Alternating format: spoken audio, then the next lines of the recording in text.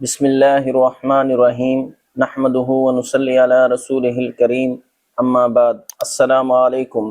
آج ہم بات کریں گے خواب کے اندر ڈکار لینا کیسا ہے۔ حضرت کرمانی رحمۃ اللہ علیہ ارشاد فرماتے ہیں کہ اگر کوئی شخص خواب کے اندر ڈکار لیتا ہے تو یہ خواب صاحب خواب کے لیے دلیل ہے کہ یہ شخص ایسی بات کرے گا جس سے اس پر حرمت ہوگی، اور اگر کوئی شخص خواب کے اندر ڈکار کے ساتھ دیکھے کہ اس کے گلے سے کھانا نکلا ہے تو یہ خواب صاحب خواب کے لیے دلیل ہے کہ اس کی موت قریب ہے۔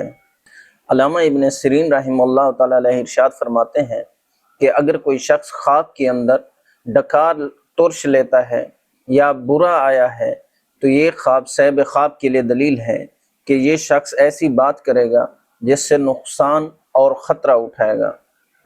اسی طرح اگر کوئی شخص خواب کے اندر دھوئیں جیسا ڈکار دیکھے تو یہ خواب دلیل ہے کہ یہ شخص بے وقت بات کہے گا جس سے لوگ اس کو ملامت کریں گے اور اس عیب کا انجام پشیمانی ہوگی۔